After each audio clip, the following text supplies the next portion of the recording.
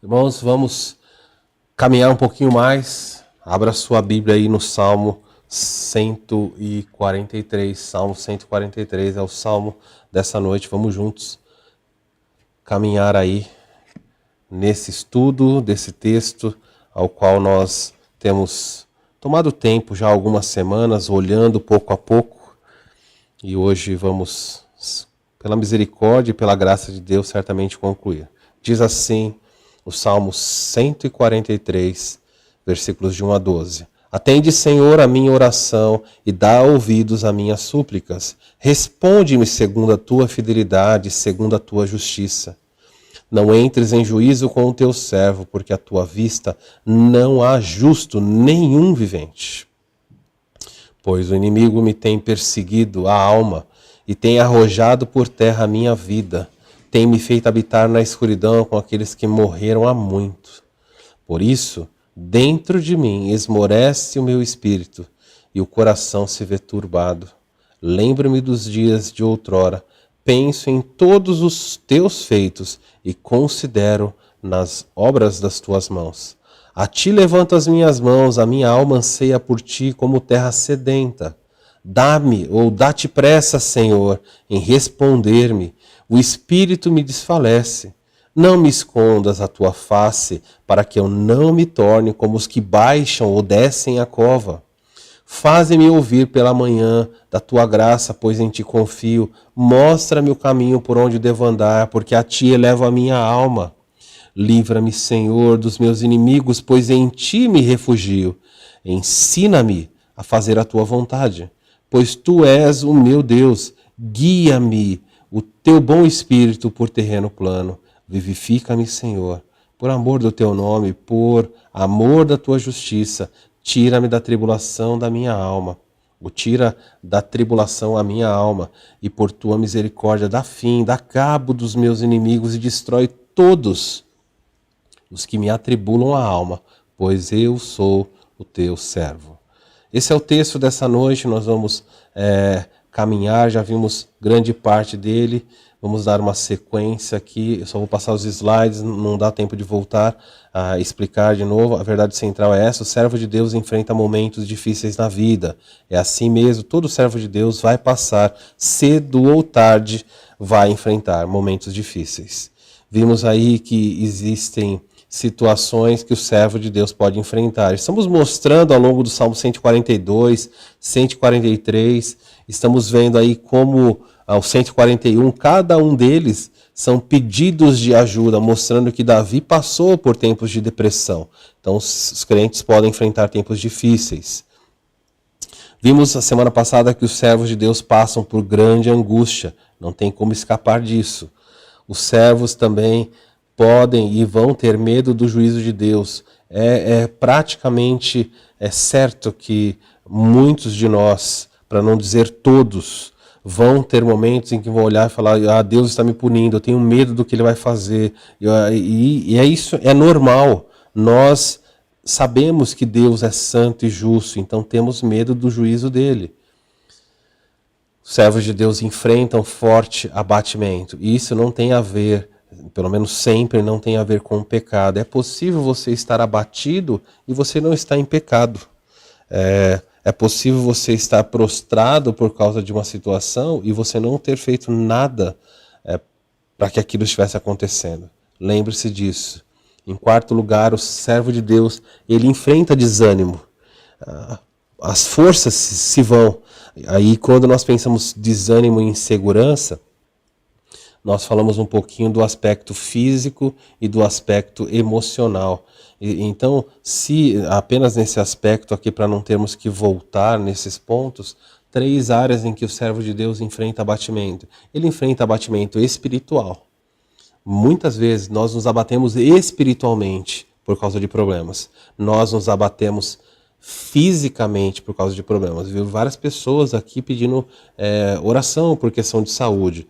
Mas às vezes nós não estamos doentes no sentido aí de termos contraído alguma doença, mas sofremos abatimento físico.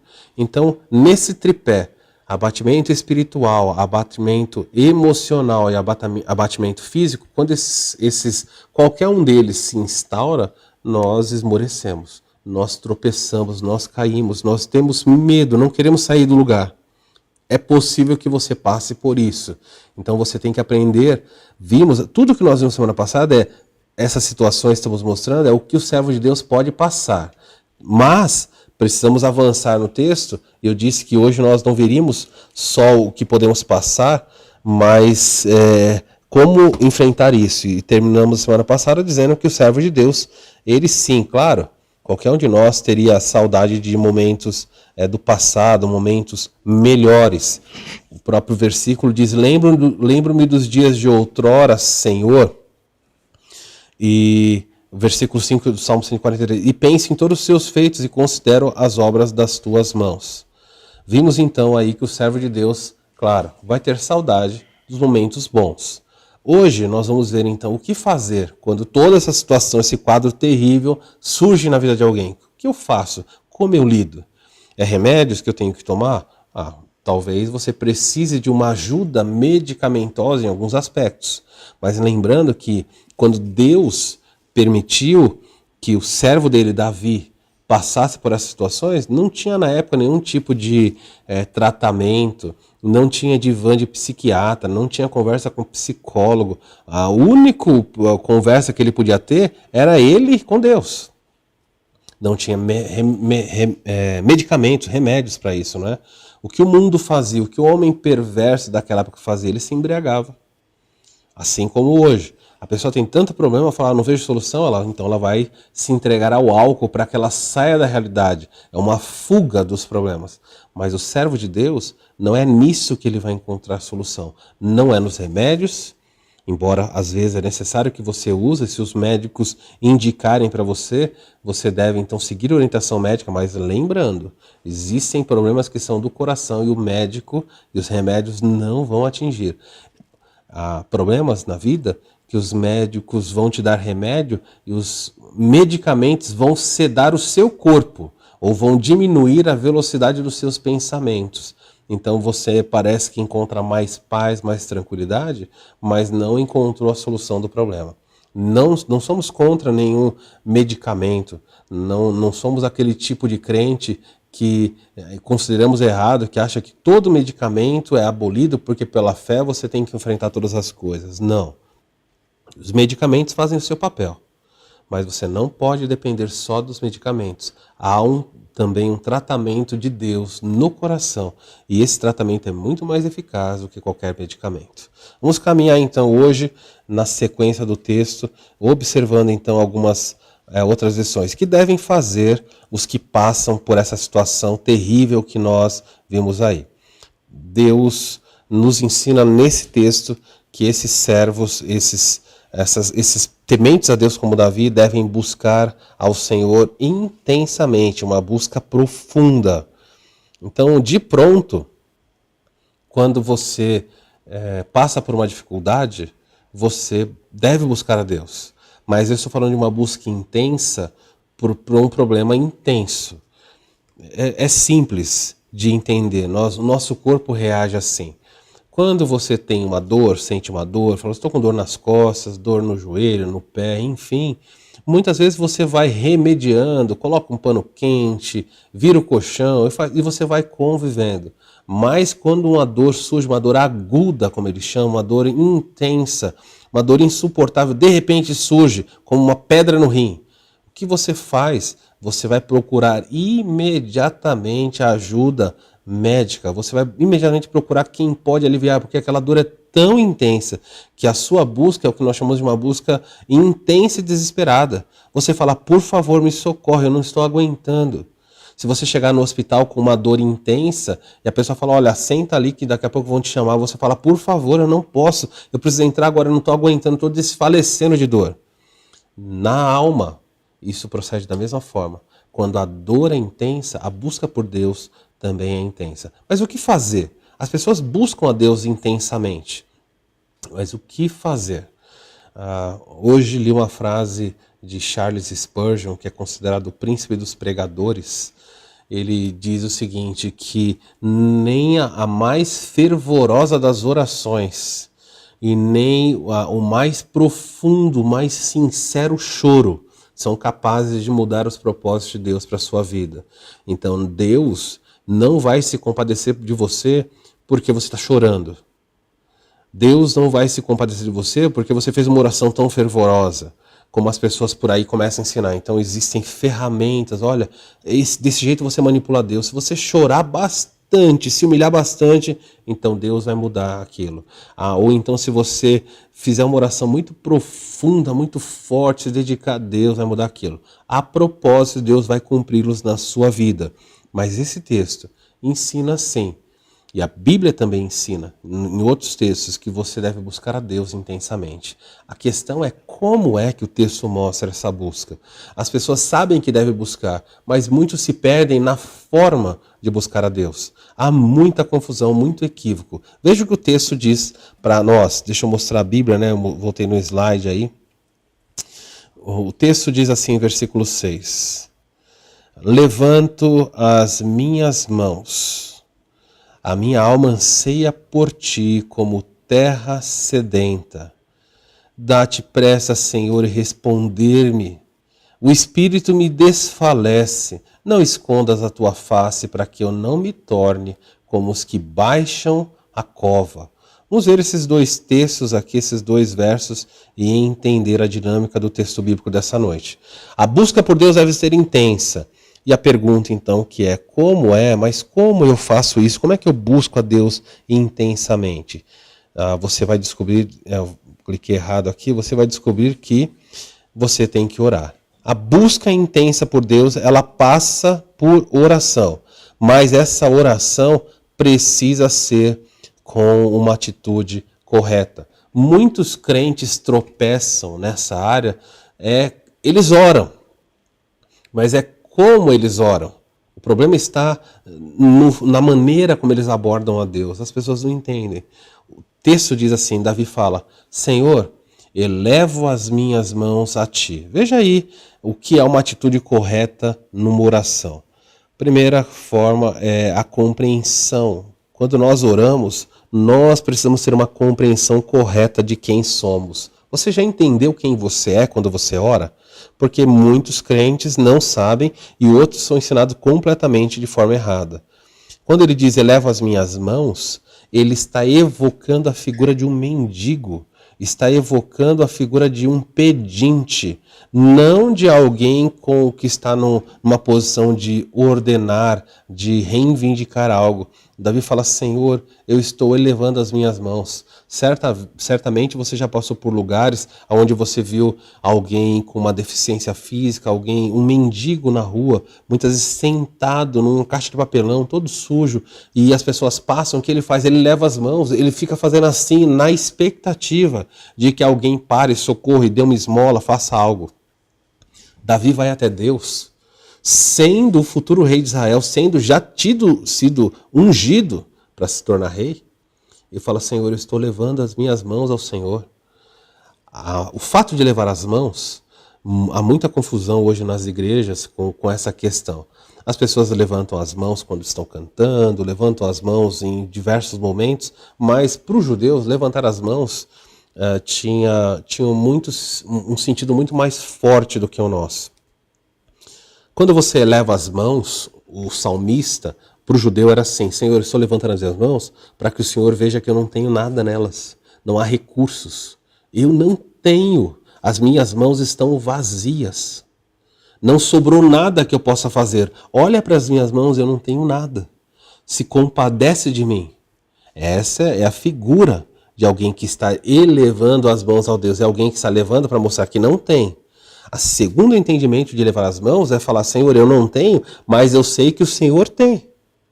Eu sei que vem do Senhor. O Senhor é capaz de colocar nas minhas mãos alguma coisa. Eu não levantaria as minhas mãos se eu soubesse que o Senhor não tem.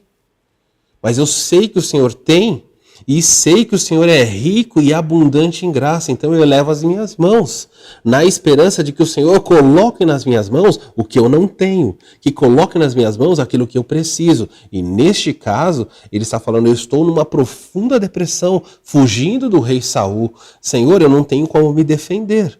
Senhor, eu não tenho como prover para minha vida segurança, eu não tenho mais força e ânimo. Então eu levo as minhas mãos para que o Senhor saiba, não há força em mim. Mas o Senhor pode colocar na minha mão ânimo, força, poder. O Senhor pode colocar aquilo que eu preciso. Mas quando eu levanto as minhas mãos, eu também reconheço que ao pedir a Ti, eu não estou aqui para dar ordens. Eu não estou aqui para dizer o que o Senhor tem que colocar nas minhas mãos. E é aí que os crentes tropeçam. Muitas pessoas vão para Deus e falam, Senhor, coloca na minha mão isso. Eu preciso de um emprego. Dá-me o emprego. E até dizem para Deus, dá-me aquele emprego. É aquele que eu quero. Senhor, aquele relacionamento, é aquela moça, aquele rapaz, é ele que eu quero. Senhor, sabe aquele carro? Eu não quero nenhum outro, é aquele. Eu não aceito. Olha, está amarrado em nome de Jesus. O Senhor tem que atender a minha súplica. Eu sou teu filho, teu servo. Eu sou filho do rei. E aí vem as besteiras mais malucas. Certa vez vi uma pregadora, se é que eu posso dizer assim, não é? Uma bispa, dizendo que quando Jesus, estamos na época de Páscoa, Jesus entrou em Jerusalém montado num filhote de jumento, não montado num jumento mesmo. Jesus falou apenas, ele falou, entra, vai para os discípulos, vai lá, haverá um jumento e um filhotinho de jumento. Peguem não o jumento, que já carregou muitas coisas, peguem o filhotinho de jumento que não carregou nada.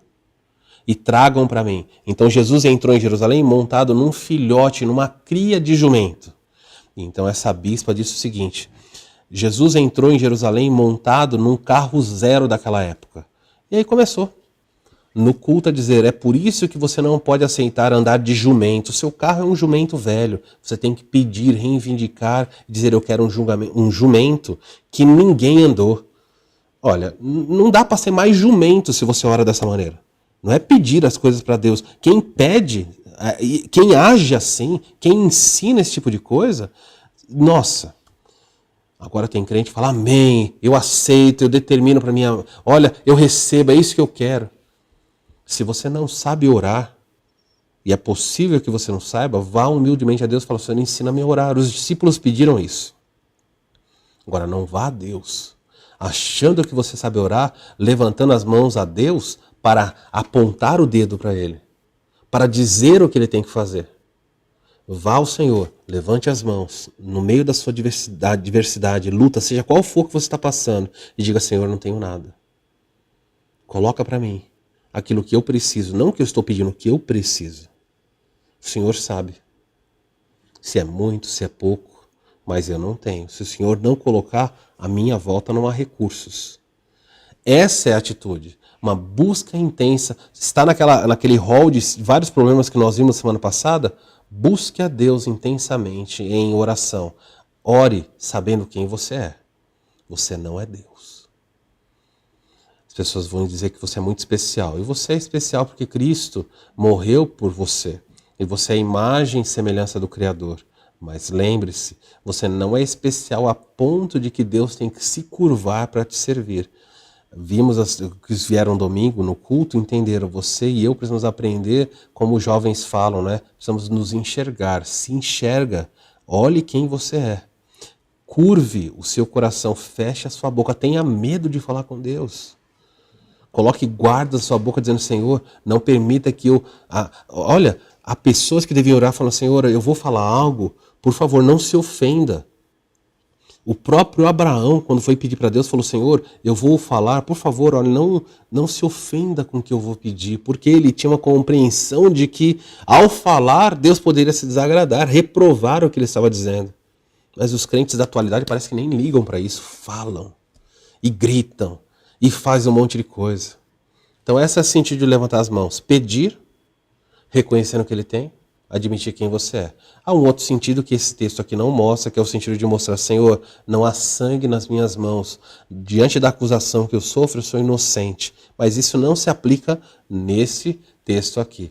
Você vê em outros lugares, Paulo falando para Timóteo, 1 Timóteo capítulo 2, falando assim, quero que os homens orem em todos os lugares com mãos santas levantadas. Do que ele está falando? Que é para você orar assim na igreja? Ele está falando de uma atitude de pureza, de retidão, de santidade. Deus quer que você ore assim. Se você chega para orar, pedir para ele alguma coisa, as suas mãos estão cheias de pecado, estão contaminadas de corrupção, nem estenda a mão. Você não. Por que Deus vai colocar algo de graça na sua mão se as suas mãos estão imundas? Qualquer pai, qualquer mãe diria para o filho, vá lavar as mãos. Se você quer, você está querendo isso, está com fome? Vá lavar as mãos primeiro. Isso é o sentido que nós vemos aqui nesse texto. Ore a Deus com a compreensão correta, eleva as mãos. Eu e você somos pedintes, mendigos da graça de Deus. Há uma segunda compreensão aí, quando você orar nessa busca intensa, admita como você está. Já falei um pouquinho sobre isso. Ele vai falar no próprio texto aí a admissão de quem você é, um mendigo. Desculpa, a compreensão de quem você é, um pedinte. Agora é você admitir, reconhecer como você está. Tem pessoas que têm dificuldade de se enxergar. O texto diz assim, eu vou projetar o texto para vocês. Elevo as minhas mãos, e aí ele diz assim, a minha alma anseia por ti como terra sedenta. Davi diz, Senhor, eu sou como terra seca. Uma terra que está desejosa de água, uma terra toda rachada. Em outras palavras, ele está dizendo assim, eu sou alguém sem vida. Eu sou alguém sem vigor. Eu sou alguém sem renovação. Senhor, eu não tenho mais condições de dar a ninguém nada. Da minha vida, não da situação onde eu me encontro, eu não consigo produzir mais nada de bom. Eu sou um pedaço de terra cujo sol tirou toda a água. Nenhuma semente pode crescer em mim. Então, olha só que impressionante isso. Davi, algumas pessoas pedem, levantam as mãos e falam, Senhor, dá-me semente. Mas se Deus desse semente para Davi, usando essa analogia, de que adiantaria se ele é uma terra seca? Então Deus precisa dar o que nós precisamos, mas precisa também dar os meios para que possamos desfrutar do que Ele nos dá. Nós precisamos entender. Quando foi a última vez que você foi a Deus e disse, Senhor, eu sou terra seca? Senhor, eu estou sedento de ter um relacionamento mais profundo com o Senhor. Senhor, eu não sinto mais a sua doce presença. Eu me afastei tanto da sua palavra, tanto dos meus irmãos. Eu até vou à igreja, Senhor, mas quando eu sento lá, eu entro e saio sem sentir diferença, sem desfrutar da chuva. Eu sou terra seca. Por favor, Deus, não dá apenas o que eu preciso, aquilo que eu não tenho nas minhas mãos, mas dá aquilo que vai muito além da minha necessidade. Derrama água sobre mim, me renova. O barro no Antigo Testamento era sempre usado como um exemplo do povo de Israel. Barro duro não serve para nada, só para ser quebrado, é um caco. Mas o barro mole, molhado, ele é maleável. E Deus precisa derramar sobre nós da sua graça, aquela graça que amolece o coração. Talvez hoje você esteja sentado aí assistindo, participando desse culto, e o seu coração é como um pedaço de barro, de um caco duro, nada mais entra. E sabe qual é o problema? Você nem sequer sabe, você nem sequer percebe. É preciso admitir. Falar, Senhor, eu não tenho vontade, ser honesto com Deus, vou ser bem franco com você. Você tem que chegar para Deus e falar, Senhor, eu não tenho vontade de orar. Essa é a verdade. Senhor, eu não oraria por mim mesmo. Senhor, alguns têm que dizer, eu só oro porque a minha esposa me constrange, o meu marido me constrange, os meus pais. O pastor, alguém da igreja sempre pede para eu orar, então eu vou lá e oro, mas eu não tenho vontade de orar. Se eu estou sozinho, eu sou capaz de passar a semana, um mês, um ano sem orar. Vou fazer aquelas orações bem formais. Obrigado por esse alimento, obrigado por esse dia, está tudo certo. Nós precisamos reconhecer, terra seca precisa de água, precisa de vida. Quando foi a última vez que você pediu a Deus por um avivamento do seu coração? Por um coração mais maleável? Corações maleáveis, corações moles, tratam melhor a esposa, melhor o marido. Corações maleáveis são corações que percebem o toque de Deus por meio da palavra, que se emocionam quando percebem que Deus está apontando isso ou aquilo e falam: Deus, como é bom sentir a sua mão, como é bom perceber o seu agir. Mas se você é terra seca, não levante as mãos a Deus para pedir sementes. Levante as mãos e peça por semente, mas para que Ele te amoleça. Reconheça quem você é e admita o seu estado. Outra situação impressionante, quem passa por uma série de problemas, depressão e tudo mais que nós já vimos, também é o reconhecimento do que você precisa, não é? O próprio texto vai dizer mais adiante: eu preciso de ti. Olha só, ele fala assim: a ti levanto as minhas mãos. Estou lendo essa versão. Deixa eu pegar uma outra versão só para ver como ficou, não é? Pegar essa versão do meio aqui, a NVT. Levanto as minhas mãos a ti, anseio por ti como terra seca. E aí você vem aqui interlúdio, porque é uma canção, isso aqui é uma música. No meio dessa canção ele vem e fala: Senhor, vem depressa. Senhor, vem rápido. Na versão aqui na NVI, na direita, diz: apressa-te em responder-me, Senhor. É impressionante essa necessidade. Mas por quê? Por que ele vai fazer esse tipo de pedido? Na versão da esquerda ele diz assim: porque a minha alma anseia por ti. Muitas pessoas, como eu falei, precisam reconhecer que a causa maior dos problemas pelos quais nós passamos é o afastamento do Senhor. É o nosso afastamento de Deus. Não é a falta de saúde. Porque se você estiver próximo de Deus, mesmo na falta de saúde, você é capaz de jubilar. Não é a falta de provisão. Tem gente que acha que o problema é a falta de provisão. Mas quando você está com Deus e você não tem provisão, as coisas parecem que estão tão serenas e tranquilas. O seu coração se sacia, se alegra nele. Então não é a falta de saúde, não é a falta de provisão. Não é a falta de problemas. Algumas pessoas acham assim: se eu não tiver mais problema nenhum, então a vida vai estar maravilhosa. Não é isso. Você pode ter problemas, mas se você olhar para o seu lado e você ver a presença do Príncipe da Paz, seu coração se tranquiliza.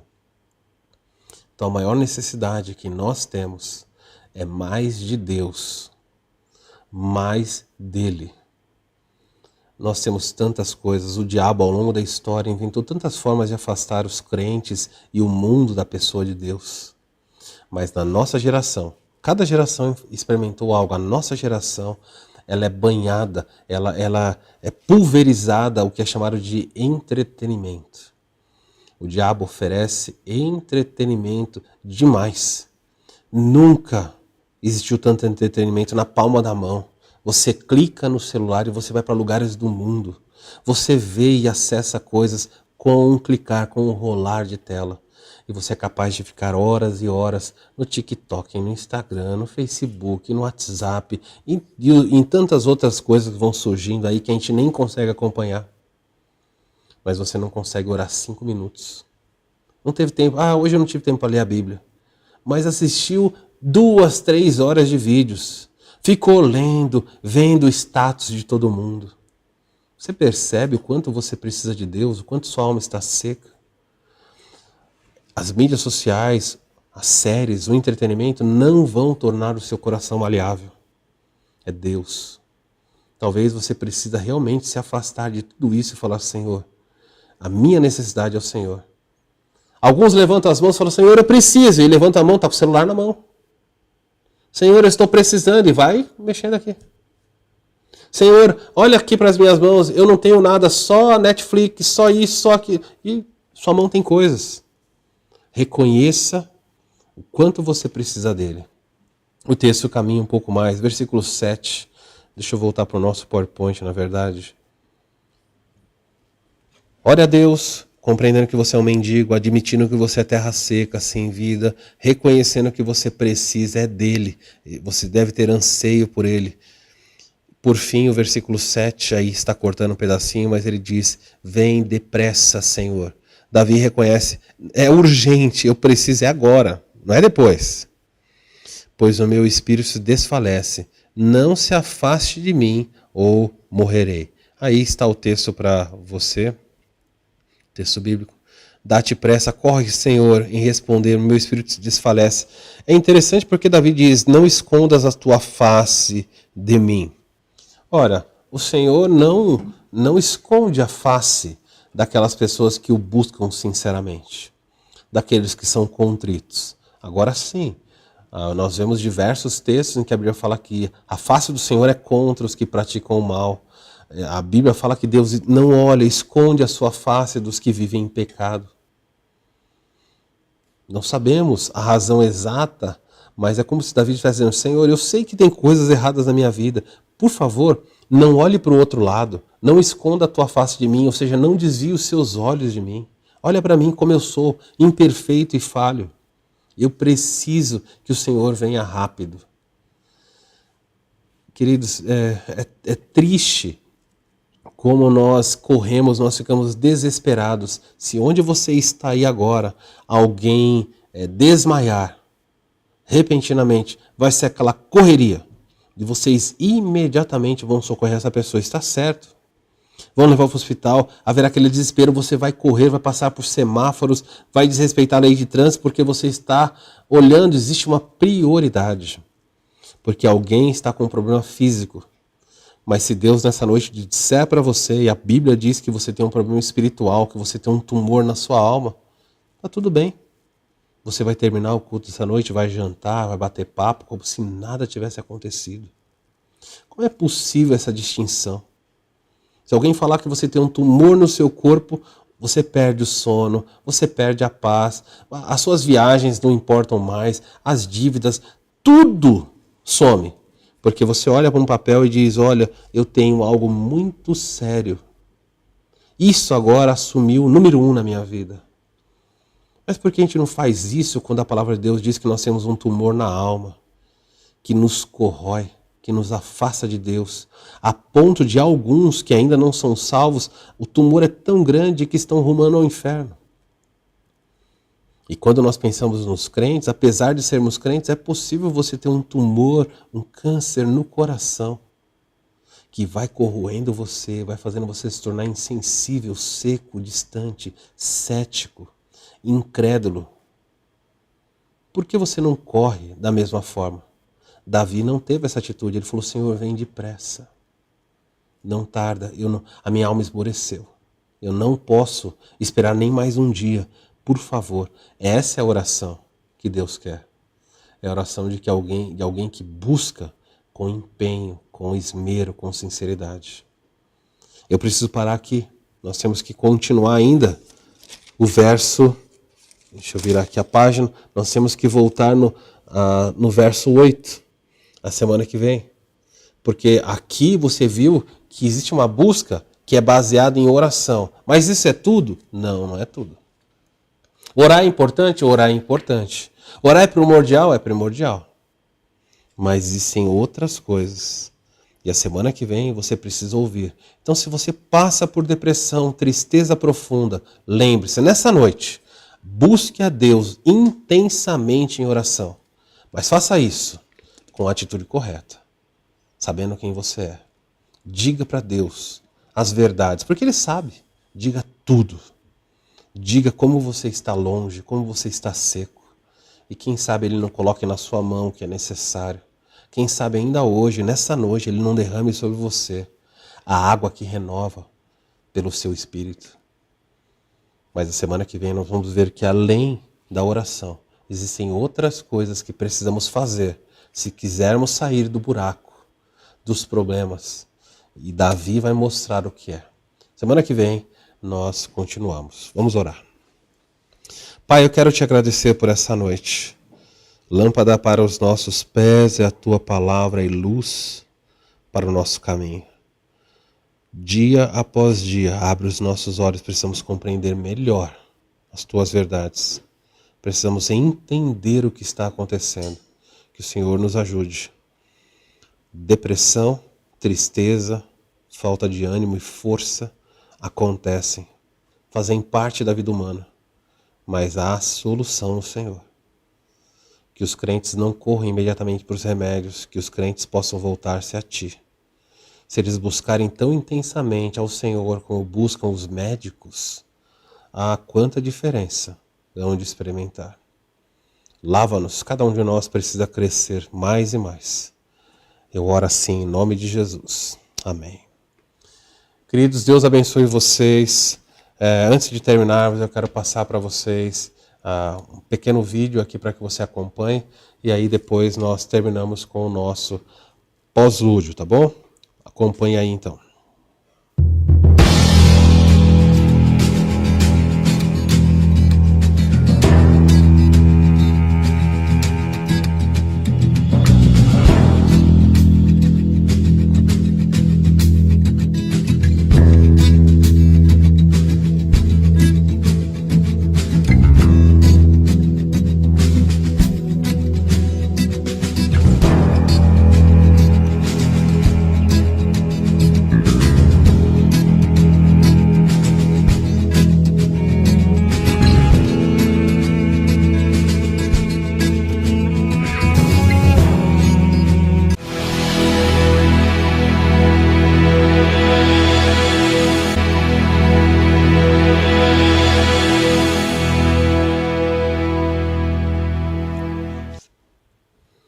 Então tá aí, o Retiro das Mulheres está se aproximando.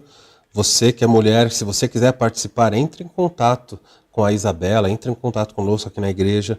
Uma excelente oportunidade, fazem 2 anos que o retiro não acontece.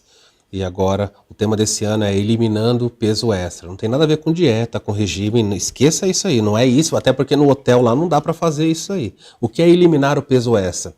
Você é alguém que vive carregando o mundo nas costas? Você é alguém que carrega os problemas que não são seus? Precisa aprender como lidar. E esse Retiro das Mulheres fala sobre isso, tá bom?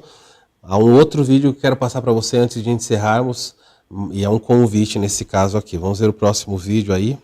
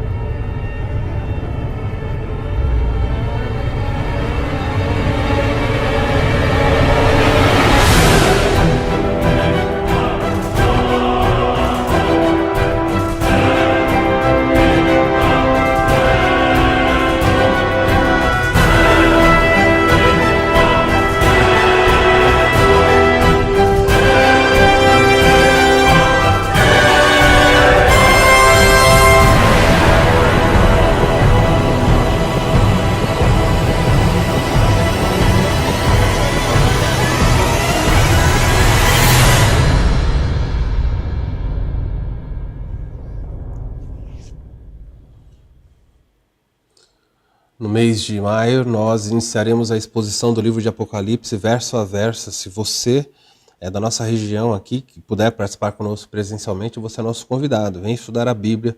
Estudamos durante vários anos o livro de João, o Evangelho de João. E hoje vamos continuar estudando o livro de Apocalipse, também do evangelista João.